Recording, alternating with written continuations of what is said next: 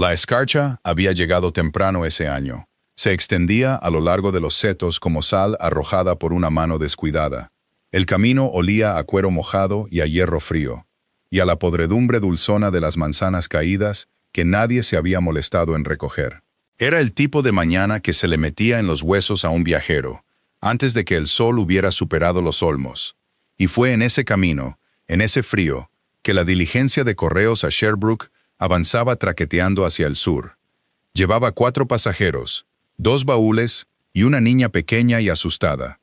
La señorita Eleanor Vance tenía 25 años. Era el tipo de mujer que el posadero de una posada olvidaba en cuanto pagaba la cuenta. No era lo bastante guapa para ser recordada, ni lo bastante pobre para dar lástima, ni lo bastante distinguida para generar resentimiento.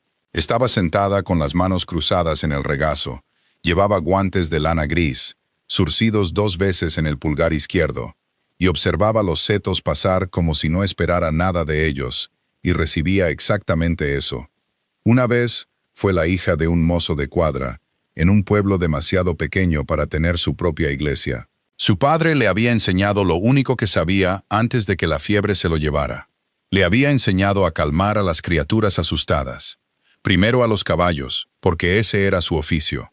Más tarde, cuando no había nadie más en la casa para hacerlo, las criaturas asustadas a veces eran niños. Y una vez, brevemente, el perro de un magistrado al que nadie más se atrevía a acercarse. Ella no lo consideraba un don, lo consideraba una costumbre, como otra mujer podría tener la costumbre de tararear mientras cosía. Ahora viajaba a Sherbrooke Hall. Iba a ocupar un puesto de institutriz para una niña que nunca había conocido, en una casa de la que solo había leído en la carta de un abogado. La carta había sido breve y formal. No le había dicho que el camino por el que viajaba no había sido seguro en 2 semanas, o que 2 hombres habían detenido una carreta cerca de Elmstead y se habían llevado el único cerdo de una viuda, o que el alguacil de la parroquia había salido 2 veces y había regresado en ambas ocasiones con nada más que un abrigo mojado. Nadie le había dicho eso. Lo aprendería muy pronto, y también lo haría el lector, aunque todavía no, y no de esta manera. Frente a ella se sentaba Lady Honoria Vale. Iba por el mismo camino por sus propias razones, y llenaba la diligencia como el aire frío llena una habitación cuando se deja una puerta abierta. Era hermosa, como un cuchillo bien cuidado. Y ya en la primera hora había dejado claro que no le agradaba viajar con institutrices. «Me perdonará», había dicho, sin pedir perdón en absoluto. «Si no converso.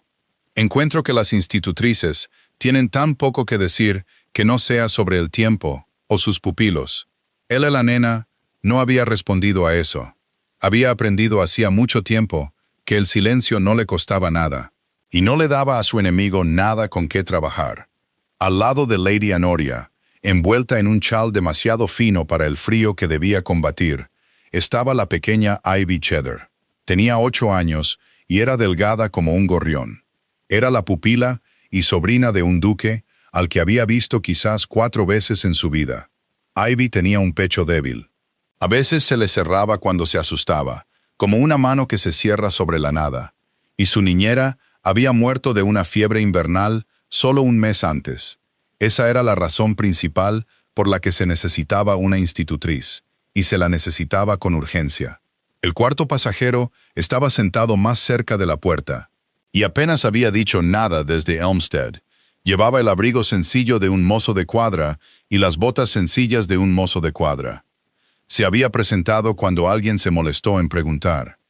Hart, contratado para los caminos de invierno para hacer de escolta y cuidar de los caballos.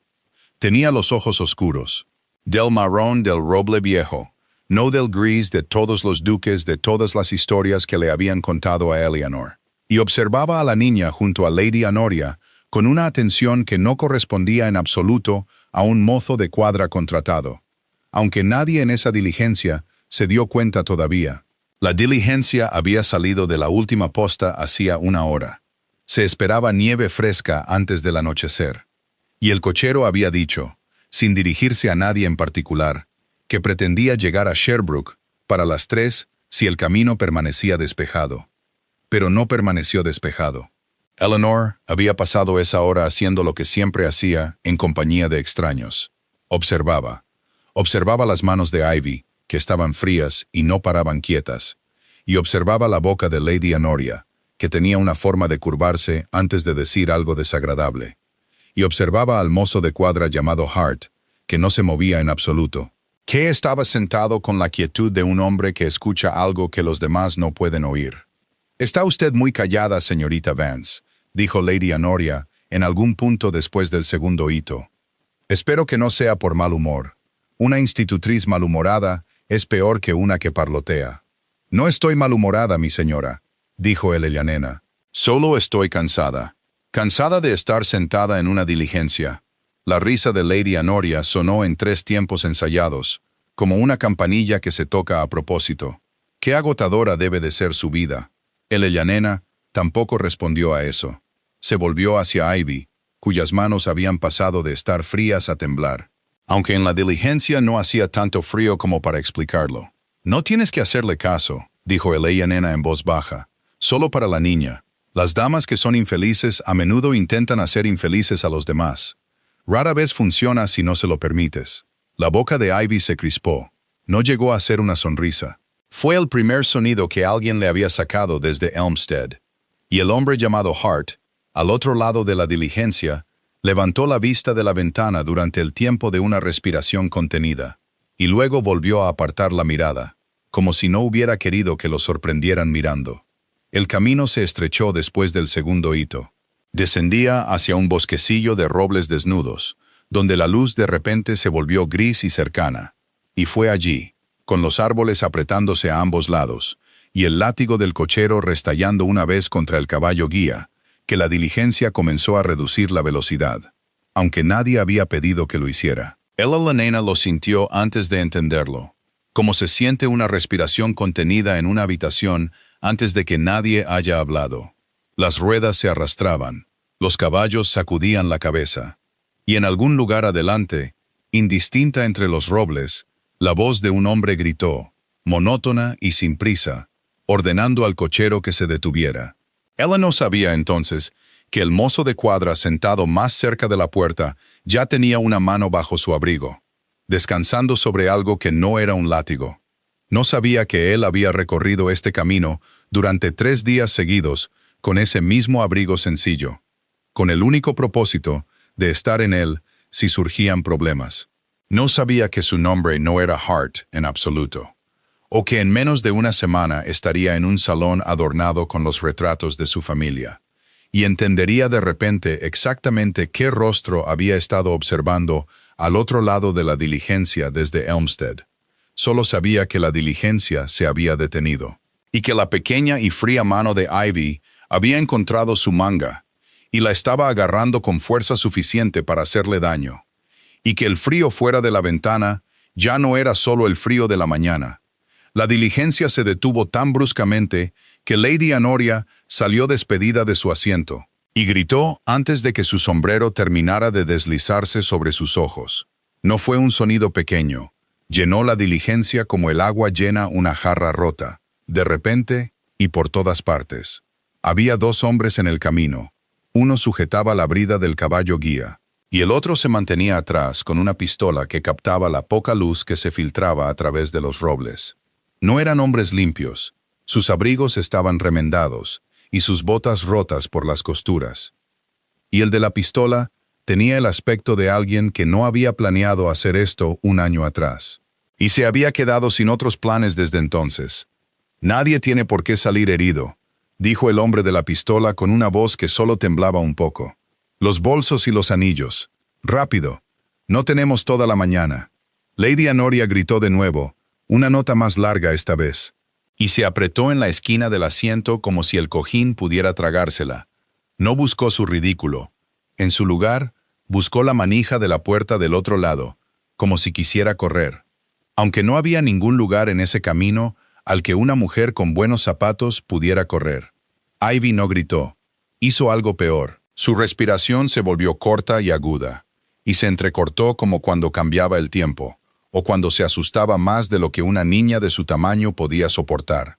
Y su pequeño pecho comenzó a agitarse con un sonido como el de una bisagra que necesita aceite. Sus labios, vio Eleanor, estaban perdiendo color en los bordes. Eleanor no pensó, se movió. Se deslizó de su asiento y se arrodilló en el suelo de la diligencia, sin importarle sus faldas, y tomó ambas manos de Ivy entre las suyas.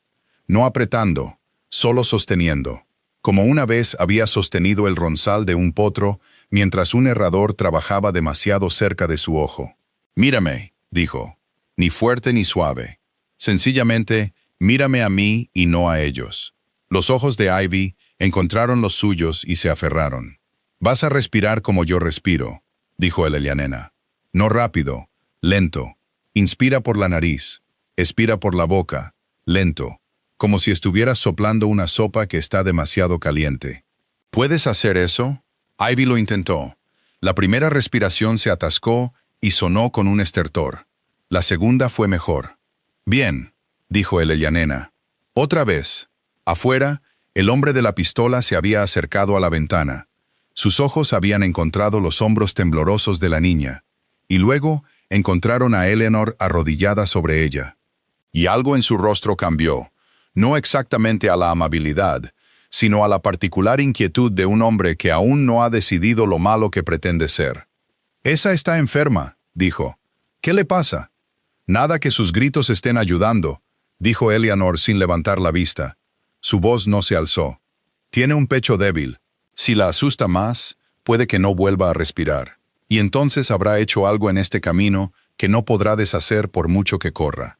No era una amenaza. Era un hecho simple, dicho con sencillez, y algo en la monotonía de su voz pareció inquietar al hombre más de lo que lo habrían hecho los gritos.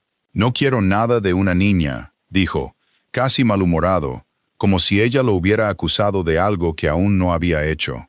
«Quiero los bolsos de la dama, y los caballos, si están en buen estado». «Entonces tome el mío», dijo el Elianena, «y deje los caballos. Son lo único que se interpone entre esta niña y una larga caminata con un tiempo que terminaría lo que su pistola ha empezado». Metió la mano en el pliegue de su capa y sacó el pequeño bolso de cordón que llevaba desde Elmstead, el que ella misma había cosido con un guante viejo, porque no poseía un ridículo digno de ese nombre. Contenía 11 chelines y 4 peniques, ahorrados un farthing a la vez durante la mayor parte de un año. Cada penique estaba destinado a un abrigo de invierno cuya compra había estado posponiendo. No dudó. Lo extendió por la puerta abierta con tanta firmeza como si estuviera entregando un libro. «Esto es todo lo que tengo», dijo. «Tómelo, váyase y deje los caballos en paz». El hombre miró el bolso durante un largo momento. Miró también la respiración de la niña, que se había ralentizado bajo el conteo constante de Eleanor. Adentro y afuera, adentro y afuera. Y a la mujer arrodillada en el suelo de una diligencia con un guante gris zurcido, ofreciendo los ahorros de todo un año sin un temblor en la mano. Fue en ese mismo instante que el mozo de cuadra, llamado Hart, que no se había movido de su asiento desde el primer grito, puso por fin su mano en el pestillo de la puerta del otro lado. Sin prisa, observándolo todo, sopesándolo como un hombre sopesa una deuda que aún no ha decidido si cobrar. No sabía entonces lo cerca que había estado de dejar que las cosas siguieran su curso, simplemente para ver qué haría ella a continuación. Y más tarde sentiría una vergüenza privada por ello, de la que nunca hablaría, ni siquiera con ella. Pero en ese momento gris en el camino helado, con la respiración de la niña finalmente aliviándose y la mano del salteador cerrándose lentamente alrededor de los ahorros de todo un año de una institutriz, un sonido llegó desde más adelante en el camino. El galope de cascos, varios de ellos, sin prisa, pero muchos, y el hombre de la pistola giró la cabeza hacia él, como un conejo se gira hacia un seto. «Alguien viene», dijo su compañero en voz baja desde las cabezas de los caballos. El hombre de la pistola miró una vez más a Eleanor y al bolso aún firme en su mano. Y algo que fue casi una disculpa cruzó su rostro antes de arrebatar el bolso y retroceder. «No le digan a nadie qué camino», dijo, aunque apenas importaba. Y entonces ambos hombres desaparecieron entre los robles tan rápido como habían llegado. Y el galope de cascos en el camino se resolvió un momento después en nada más que el alguacil de la parroquia y 2 mozos de granja que salían tarde, como siempre. Habían oído el disparo que nunca se produjo y habían venido a ver qué daños había. En la superficie había muy pocos. Una diligencia detenida torcidamente en el camino. Una dama llorando en su guante con más ruido que lágrimas. Una niña respirando más fácilmente por momentos. Su color volvía como el color vuelve a un hogar una vez que la leña prende. Y una institutriz arrodillada en el suelo de una diligencia con una mano vacía donde había estado un bolso. Sin decir nada en absoluto sobre lo que le había costado, porque no creía que valiera la pena mencionarlo. Porque lo habría hecho, se dijo a sí misma, por cualquiera. No sabía entonces que el hombre que se hacía llamar Hart había observado cada parte de ello sin apartar la vista ni una sola vez, y que ya había decidido, en algún lugar entre la pistola y el bolso, que cualesquiera que fueran las cartas y referencias que habían traído a esta mujer a su casa, no le habían dicho nada verdadero sobre ella en absoluto. La verdad había necesitado una niña asustada, un camino vacío y el ojo de un extraño para ser contada adecuadamente. Él la había obtenido, ella aún no había empezado a adivinar lo que significaría. El cochero no se dejó apresurar una vez que el alguacil se fue. Así que eran cerca de las 4 cuando la diligencia subió por la larga avenida hacia Sherbrooke Hall. La casa se alzaba gris y cuadrada contra un cielo que ya pensaba en la nieve. Elena vio chimeneas antes de ver ventanas, 3 de ellas humeando, y olió a humo de leña y a piedra húmeda. Y debajo de eso, la dulzura particular de un establo no muy lejano. Pensó, antes que nada, que era algo bueno que una casa oliera a sus caballos. Parecía una buena señal, aunque no podría haber dicho por qué. Lady Honoria había recuperado la compostura por completo para cuando se detuvieron. Se arreglaba el pelo y hablaba, con una voz destinada a ser oída, del espantoso estado de los caminos, y de cómo pensaba escribir a alguien al respecto. No se dirigió a Eleanor en absoluto frente al ama de llaves que salió a recibirlos. Como si la diligencia hubiera llevado a 3 pasajeros y no a 4. Y como si la cuarta no hubiera puesto 1 hora antes todos los ahorros de 1 año en la mano de un extraño para mantener a una niña respirando. El ama de llaves era una mujer cuadrada y enérgica llamada señora Proit. Tenía un rostro que claramente había decidido hacía mucho tiempo que las tonterías eran un lujo que no podía permitirse, y echó un vistazo a las pálidas mejillas de Ivy y al estado de los nervios de todos.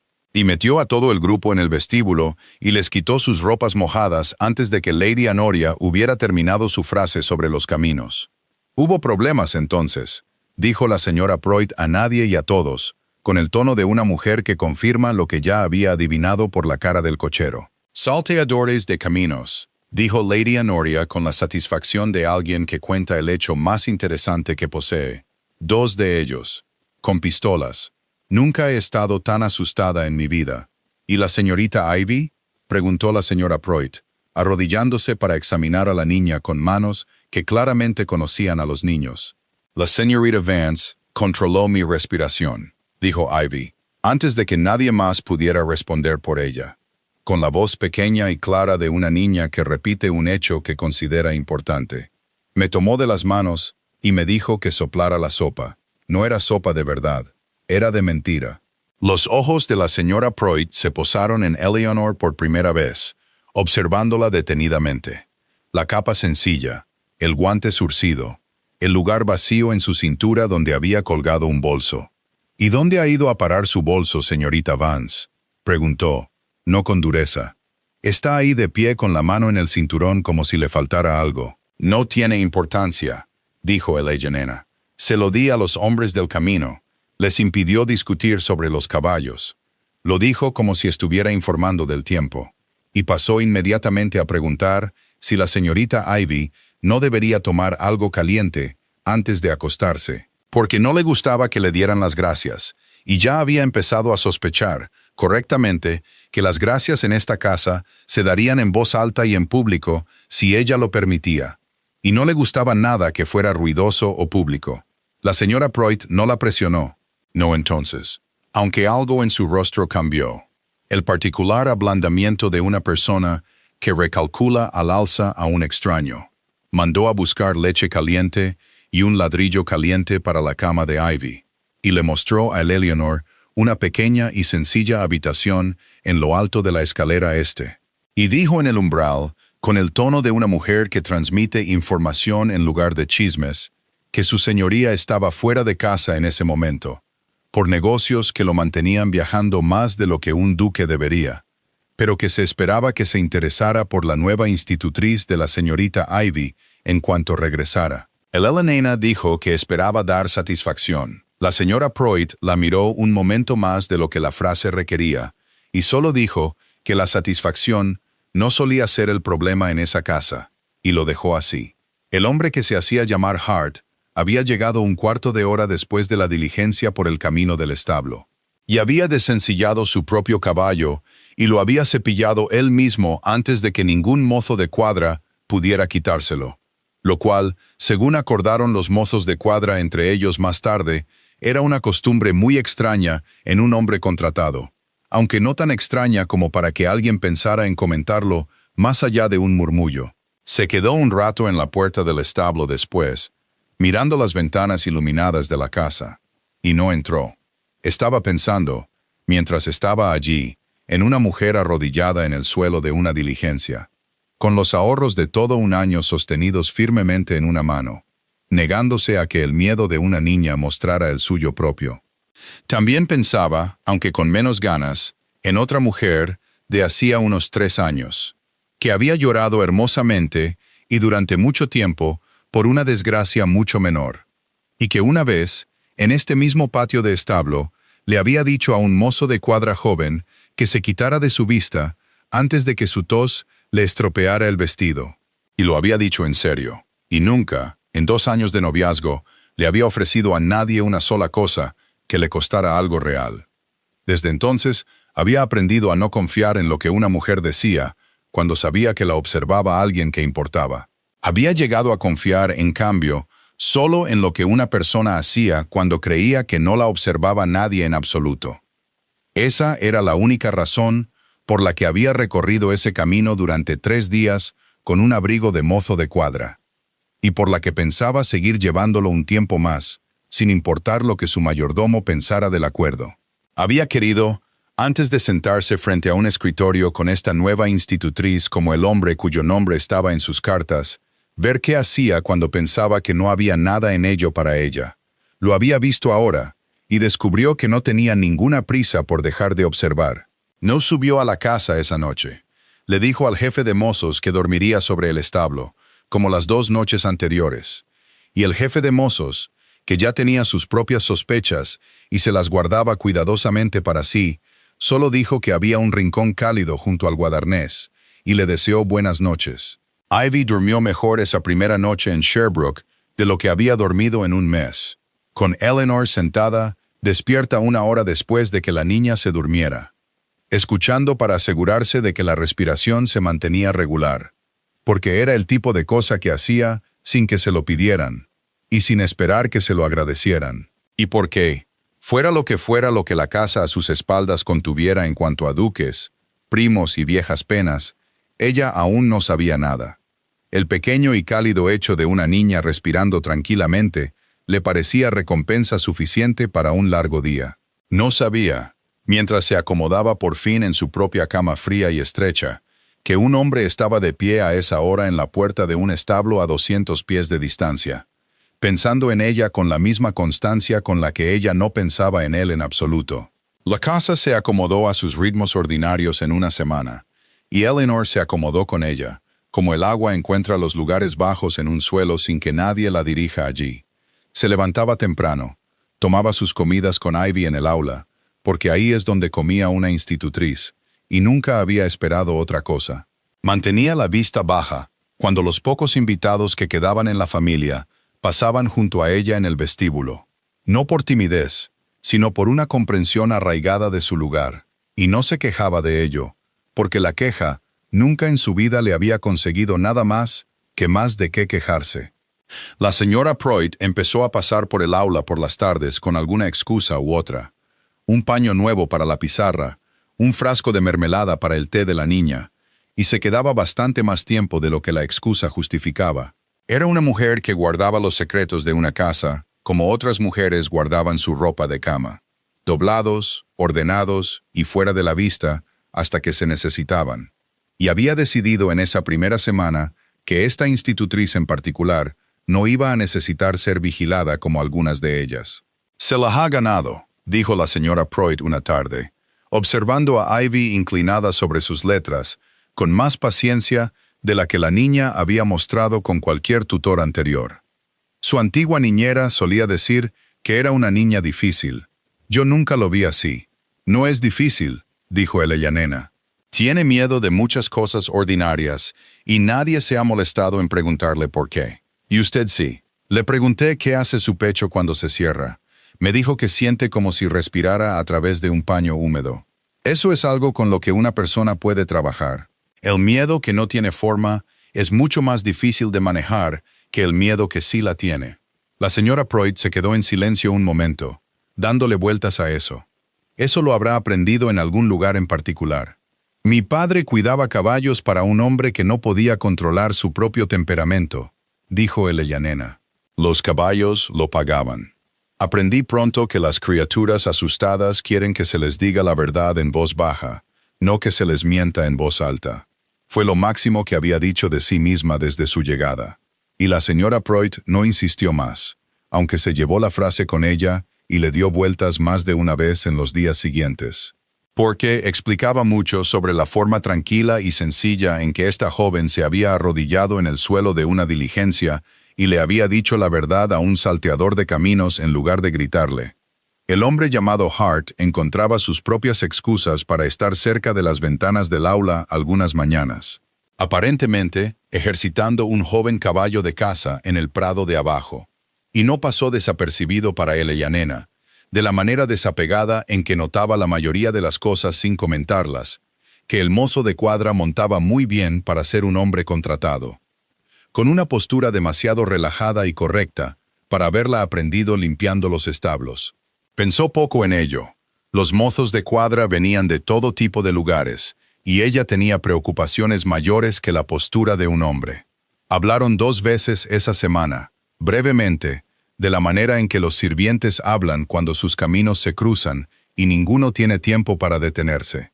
La primera vez fue en el patio del establo, donde ella nena había ido a ver si la yegua que había tirado de la diligencia había sufrido algún daño por el susto en el camino. «Está bien», dijo Hart, antes de que ella preguntara.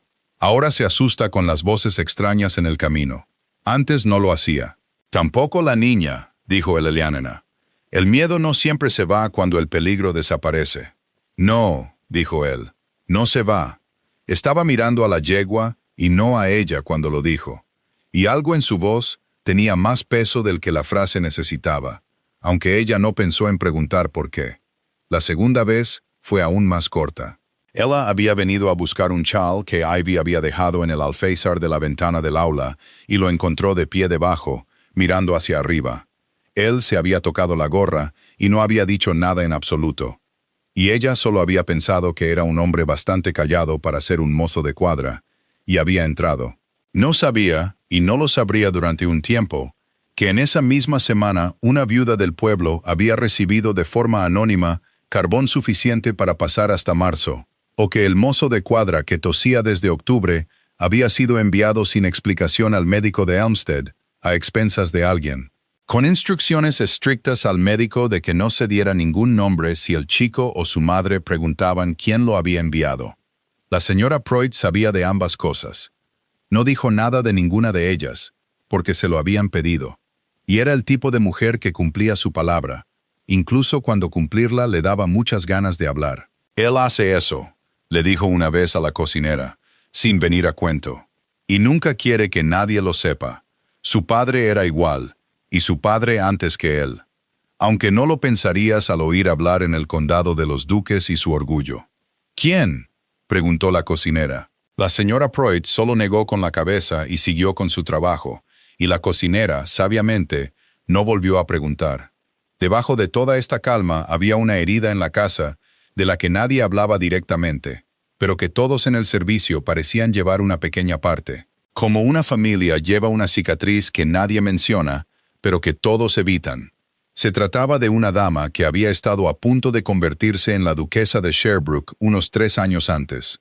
Una dama, Cressida, que había sido hermosa y encantadora, y que había llorado hermosamente y a menudo. Y que también, en una ocasión que la señora Pruitt no describiría por completo, le había hablado a una sirvienta de una manera tan fría que la chica había presentado su renuncia esa misma semana, en lugar de permanecer bajo el mismo techo. Él lo vio, dijo una vez la señora Pruitt con cuidado, solo para su tejido. Lo vio claramente, ambos sin saber que él estaba en la puerta. Nunca dijo una palabra de queja contra ella a nadie que yo sepa. Simplemente, nunca volvió a pedírselo después de eso.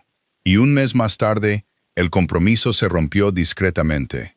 Y nadie fuera de esta casa supo nunca el verdadero porqué. Si el Ella Nena hubiera oído esa historia completa, podría haber entendido mucho antes por qué un mozo de cuadra contratado observaba a la institutriz de una niña como otros hombres observan los caballos que pretenden comprar, sopesando cada pequeño momento sin vigilancia, como si fuera la única evidencia en la que se podía confiar. No la había oído. Solo sabía, vagamente y sin mucha curiosidad, que algo en esta casa se mantenía silencioso y cuidadoso en torno a un tema que nadie nombraba, y lo dejó estar porque no era asunto suyo, y porque tenía que ocuparse de las letras de una niña y un pecho que vigilar durante las noches frías, y porque, fuera lo que fuera lo demás que fuera cierto en Sherbrooke Hall, aún no había aprendido a esperar que ninguno de sus silencios le concerniera en absoluto. Lady Honoria Valley no se fue de Sherbrooke después de que la diligencia llegara, como Ella Nena había supuesto que haría. Resultó ser una prima de la familia, con la vieja costumbre de pasar el invierno en la mansión, cuando su propia casa, más modesta, se volvía demasiado fría y aburrida para su gusto. Y se instaló en la mejor habitación de invitados con la facilidad de una mujer que consideraba que el acuerdo se le debía. Desde el principio tuvo una manera particular con Ivy que a Eleanor le gustaba menos cada vez que la observaba. Una forma de alabar el bonito pelo de la niña y no decir nada de su inteligencia. De comentar, en presencia de la niña, que era una lástima que una chica de temperamento tan sencillo se hubiera quedado huérfana, sin madre que la presentara en sociedad adecuadamente, como si el duelo fuera una falta de refinamiento en lugar de una herida. Ivy había aprendido mucho antes de la llegada de Eleanor a quedarse muy quieta y muy callada cada vez que su prima entraba en una habitación. La misma quietud que Eleanor había visto en animales que habían sido golpeados una vez y lo recordaban. La situación llegó a un punto crítico en una tarde gris, unas 3 semanas después de la llegada de Eleanor. En el gran salón donde la familia solía tomar el té, y donde a Eleanor se le había pedido, inusualmente, que bajara a Ivy porque una familia vecina estaba de visita, y la niña debía ser mostrada brevemente, como se hacía con los niños. Ivy, nerviosa en compañía, derramó un poco de leche de su taza sobre el buen mantel, y se puso blanca con el horror particular de una niña que espera ser castigada por pequeños accidentes. Y la risa de Lady Honoria sonó de inmediato. 3 tiempos exactamente, fría y resonante. «Ahí lo tienen», dijo a la familia visitante, aunque sus ojos estaban en Eleanor. «Esto es lo que pasa por contratar institutrices por caridad en lugar de por mérito. La niña no tiene más modales en la mesa que un mozo de cuadra. Ya le dije a mi primo que debería haber contratado a alguien con referencias adecuadas, en lugar de una chica que, según entiendo, nunca ha puesto un pie en una casa de importancia antes de esta». La habitación se quedó en el silencio particular de una audiencia que decide hacia dónde mirar. Ella Nena dejó el paño con el que ya había empezado a limpiar el derrame, sin prisa, y se enderezó. «La leche no es nada, mi señora», dijo con voz uniforme. «La ropa de cama se lava. Todavía no he encontrado el tejido que el miedo mejore. Le ruego me disculpe. Solo que una niña que tiene miedo de derramar leche generalmente ha sido enseñada a tenerle miedo por alguien en la habitación», dijo Ella Nena. «No he dicho por quién». Hubo por un momento un silencio absoluto y rotundo. El tipo de silencio que sigue a una verdad simple dicha en una sala hecha para las cortesías. El rostro de Lady Honoria se puso un tono más pálido y luego un tono más rojo. y abrió la boca para decir algo afilado. Y fue en esa pausa, breve como una respiración contenida, que el hombre que se hacía llamar Hart, de pie cerca de la ventana donde había entrado con un mensaje sobre los caballos y aún no había encontrado la ocasión de entregarlo, habló por primera vez en esa habitación. Con una voz que nadie allí había oído todavía. «La señorita Vance tiene toda la razón», dijo. «El miedo se enseña, al igual que los modales. He observado que la niña ha mejorado notablemente bajo uno, y nada en absoluto bajo el otro». Lady Honoria se volvió hacia él con la furia particular de una mujer no acostumbrada a ser contradicha por un sirviente. Y descubrió, para su visible confusión, que él no bajaba la mirada como debería hacerlo un mozo de cuadra, y que el caballero visitante a su lado se había quedado muy quieto y muy correcto, de la manera en que los hombres se quedan quietos cerca de alguien cuyo rango acaban de empezar a sospechar. «Limítese a los establos», dijo Lady Honoria, «y fuera del salón, cuando no tenga nada útil que decir». «Generalmente lo hago», dijo él. «Me limito a los establos. Es notable lo que uno oye allí, y qué poco de ello es desagradable». Hizo una ligera reverencia, más a Ivy que a nadie más en la habitación, y salió. Lady Honoria se quedó para recuperar la compostura frente a la compañía lo mejor que pudo, lo cual hizo en voz alta, comentando la impertinencia que uno se veía obligado a tolerar de los hombres contratados en estos días. Eleanor no se preguntó esa tarde por qué un mozo de cuadra hablaría en un salón, y mucho menos con una confianza que silenciaba a una dama de rango.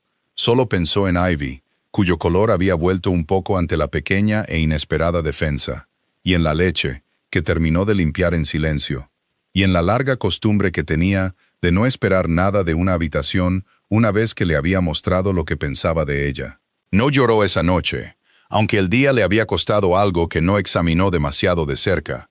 Había aprendido mucho antes de Sherbrooke a no llorar donde se notara. El problema, cuando llegó, no vino de la lengua de Lady Honoria, aunque su lengua había preparado el terreno para ello. Vino de una carta, sin firmar, dejada en la puerta del ama de llaves 3 mañanas después. Sugería que la nueva institutriz había sido vista paseando a solas con el mozo de cuadra Hart en más de una ocasión, y que una casa con una joven dama a su cuidado haría bien en investigar la naturaleza de tal relación antes de que el escándalo se adhiriera al nombre de la familia. No era cierto, no de la manera que la carta implicaba. El Elonena había hablado con el hombre quizás 4 veces en 3 semanas. Siempre brevemente, siempre sobre los caballos o la niña, siempre a la luz del día, y siempre donde cualquiera podría haberlos visto. Pero la verdad, había aprendido mucho antes de esto. Rara vez era lo que decidía un escándalo. Lo que lo decidía era quién contaba la historia más alto, y quién tenía menos posición para rebatirla. La señora Pruitt le trajo la carta ella misma, con el rostro sombrío, y dijo claramente que no creía ni una palabra de ella, y que sospechaba saber qué mano la había escrito, aunque no diría el nombre en voz alta en su propia cocina. Pero también dijo, porque era una mujer honesta y era necesario decirlo, que se esperaba a su señoría en casa en menos de 2 semanas, y que una institutriz bajo cualquier nube de escándalo, verdadera o falsa, era una institutriz que podría encontrar su situación muy en entredicho en el momento en que él llegara. Y el Elonena leyó la carta 2 veces y la dejó sin ningún cambio visible en su rostro, aunque sus manos, al doblarla para cerrarla, no estaban del todo firmes. «No he hecho nada que necesite defensa», dijo. «Lo sé», dijo la señora Pruitt, «pero saberlo y que lo crea un hombre que nunca la ha conocido son 2 cosas muy distintas, señorita Vance. Y mentiría si le dijera en qué dirección suele soplar el viento de esta casa en tales asuntos». Esa noche, Eleanena se sentó un largo rato en el pequeño escritorio de su habitación. Una sola vela ardía baja. Compuso, luego rompió, y luego comenzó de nuevo, una carta propia.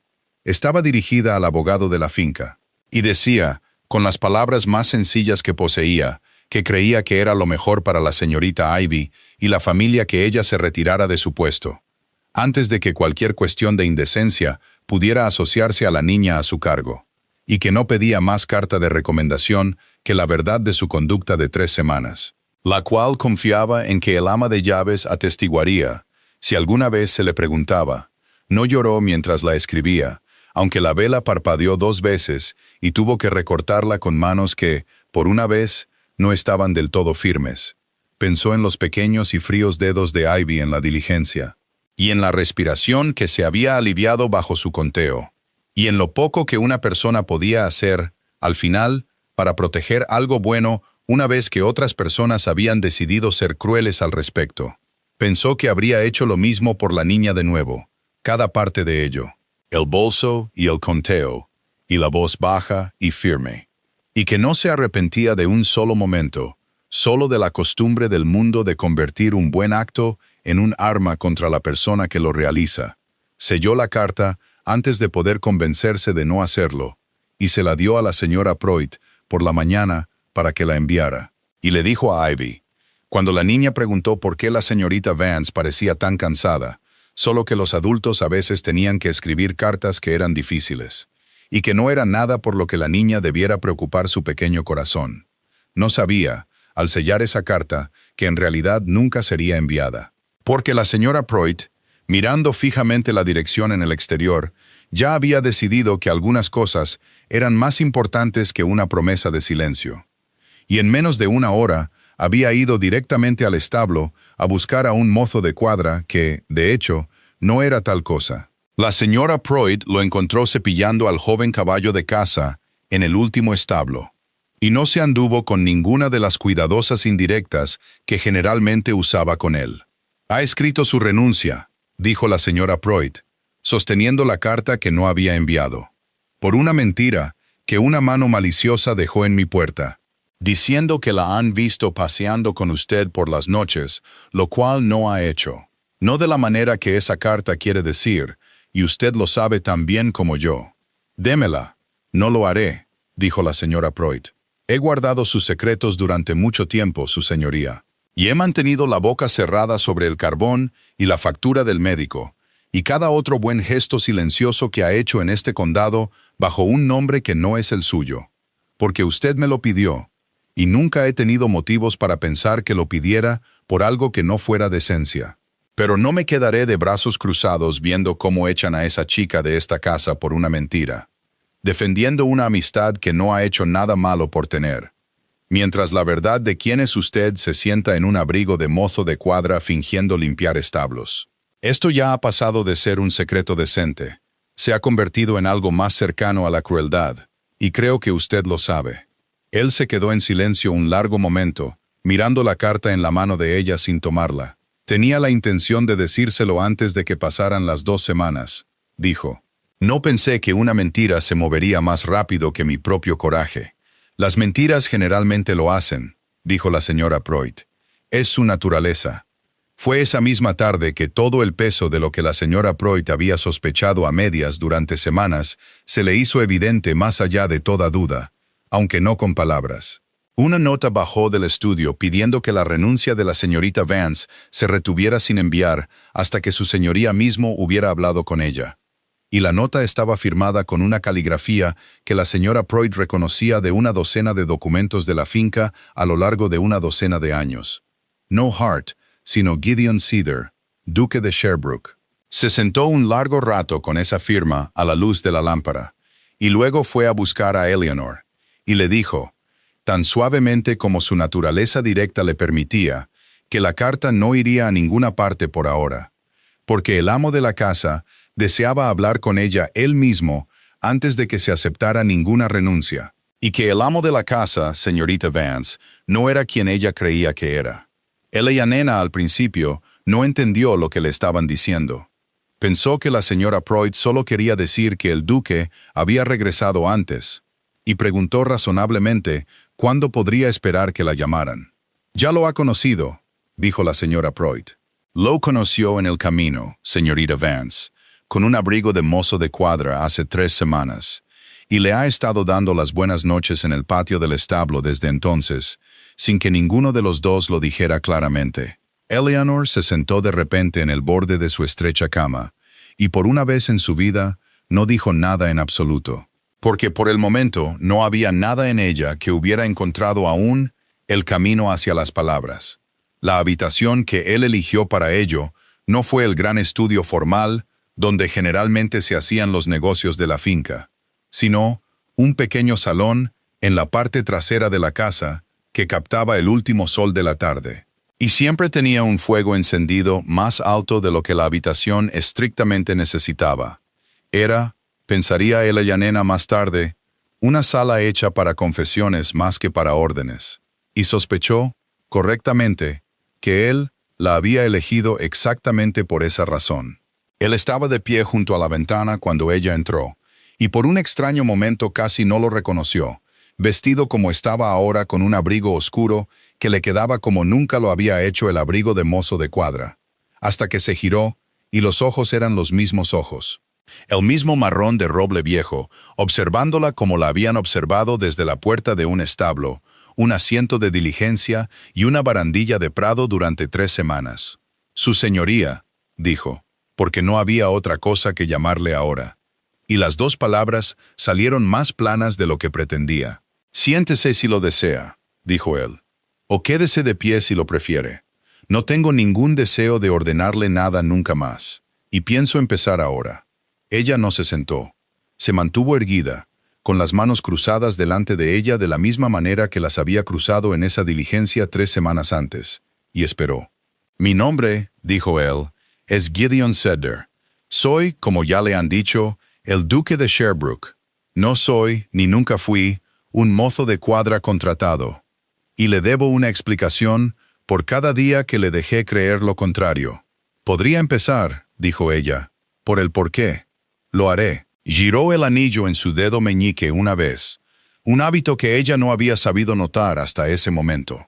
Hace 3 años estaba comprometido con una mujer que, según todos los criterios que el mundo se molesta en mantener, era un partido excelente.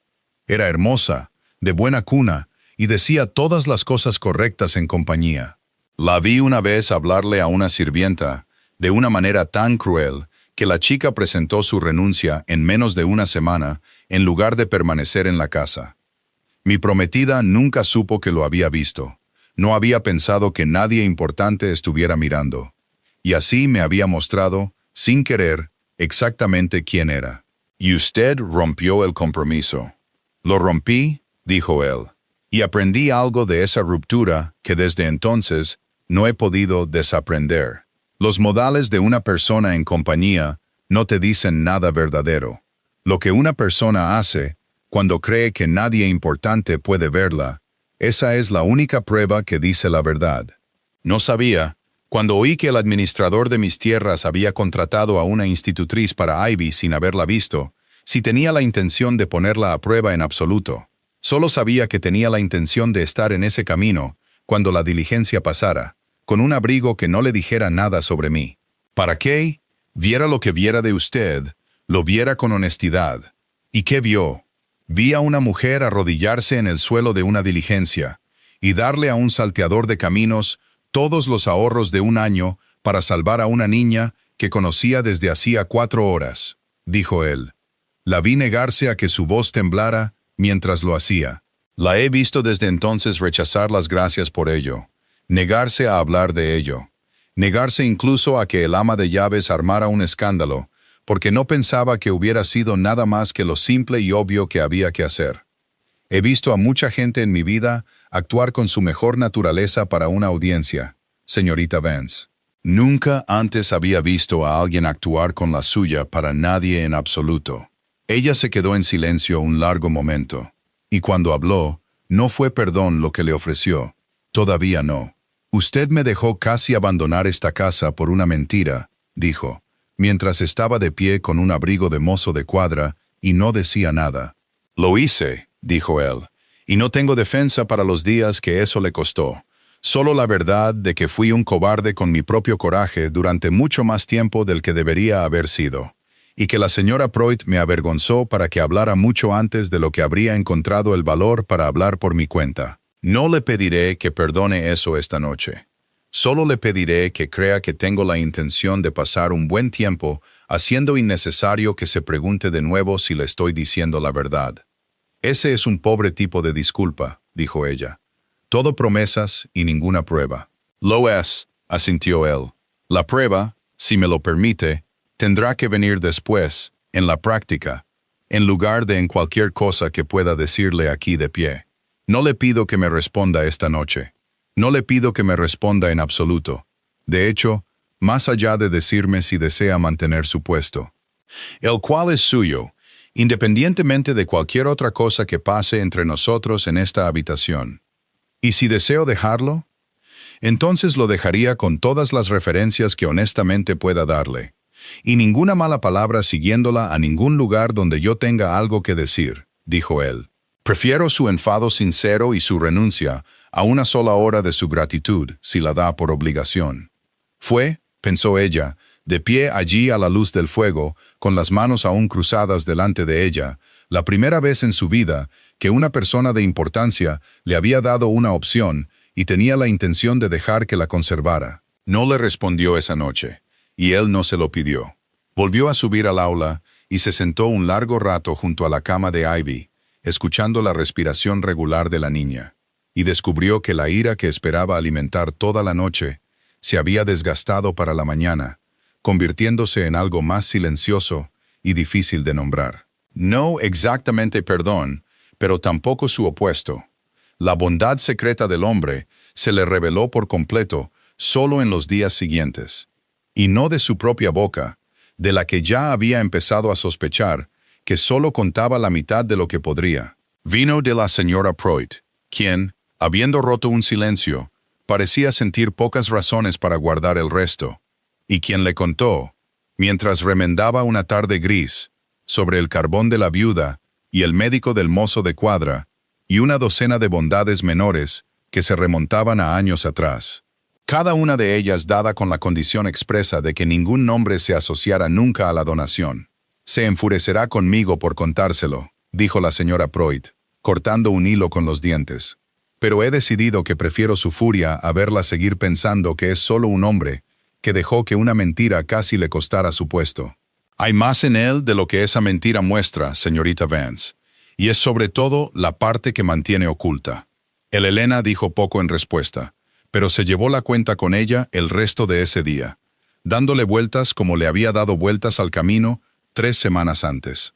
Y descubrió, para su propia sorpresa, que lo que más la conmovía no era el tamaño de ninguna bondad en particular, sino la simple y obstinada insistencia en que ninguna de ellas se supiera. Entendía ese instinto. Ella misma había vivido según una versión de él toda su vida.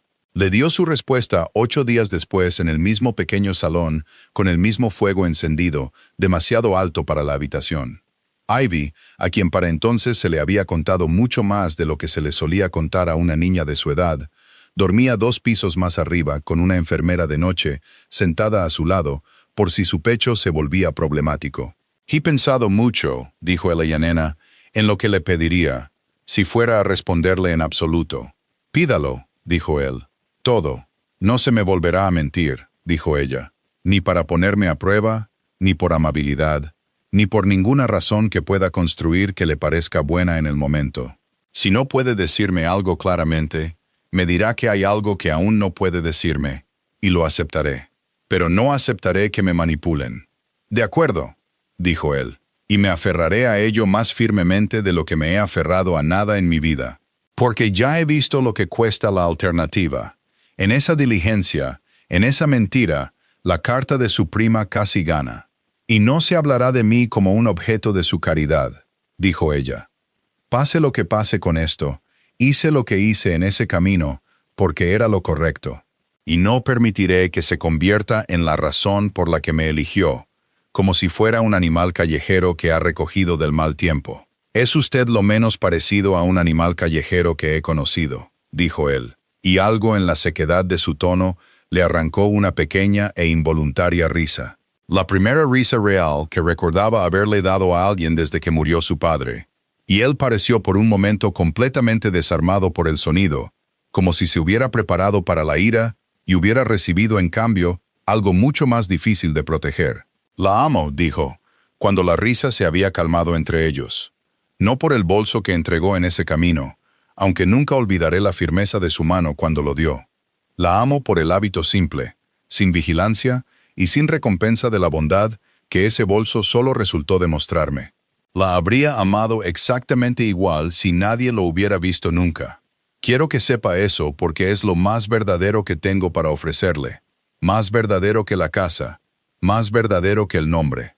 Eso es mucho decir de una vez, dijo ella. Para un hombre que todavía me debe 8 días de honestidad para compensar. Entonces, permítame empezar a compensarlo esta noche, dijo él, preguntándole claramente, sin abrigo ni nombre oculto, si me aceptará. A su propio tiempo, a su propio ritmo, sin deber una respuesta esta noche, ni mañana, ni ningún día antes de que esté segura de ello. Prefiero su no dado libremente, que su sí, porque sintió que debía hacerlo. Ella se quedó en silencio un largo momento, observando el fuego, y luego se quitó el guante izquierdo, dedo por dedo, lenta y deliberadamente. La lana gris surcida se desprendió para mostrar una mano áspera por la tinta, el agua fría y años de pequeño y duro trabajo, y se la tendió, desnuda. Sí, dijo. Fue la única palabra que necesitó. Él tomó su mano desnuda entre las suyas, y no la apretó, solo la sostuvo.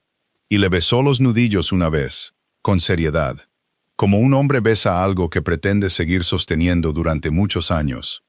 Gracias, dijo, por el camino. Gracias, dijo ella, por observarlo adecuadamente. Se casaron esa primavera, discretamente, en la pequeña iglesia de piedra de Elmstead, en lugar de la grande de la ciudad, porque ella había pedido tranquilidad, y él había descubierto, para su propia leve sorpresa, que a un duque todavía se le podía conceder tal cosa, si la deseaba lo suficiente. Lady Honoria Vale no estuvo presente. Se había mudado a Bath en menos de un mes, gracias a una carta de su primo tan suave en su redacción y tan absoluta en su significado, que nunca más molestó a Sherbrooke. Y el condado, con el tiempo, se olvidó de preguntar por qué. El mozo de cuadra se hizo fuerte y conservó su puesto. A la cabaña de la viuda nunca más le faltó carbón. La señora Pruitt vivió para ver a Ivy crecer alta y firme, su pecho molestándola menos cada invierno, y sintió una satisfacción particular, nunca mencionada en voz alta, por haber sido quien llevó una carta de renuncia que nunca se envió. Un año después, casi en la misma semana, la nieve volvió a llegar temprano, y se extendió a lo largo de los mismos setos, como sal arrojada por una mano descuidada, y una diligencia subió por la larga avenida hacia Sherbrooke en la última luz gris de la tarde, aunque esta vez solo llevaba a un duque y su duquesa que regresaban de una visita al pueblo, y a una niña de 9 años que viajaba entre ellos, a quien se le había pedido y permitido sostener las riendas de la yegua más dócil durante la última media milla. Se sentaron esa noche junto al fuego del salón, el mismo fuego siempre encendido demasiado alto para la habitación. Ivy finalmente dormida arriba, y Eleanor se quitó el guante de nuevo, dedo por dedo, sin que se lo pidieran, y puso su mano desnuda en la de él. Y él no la soltó, y ella no quiso que lo hiciera. Afuera, un grajo graznó una vez desde el olmo desnudo, y se cayó.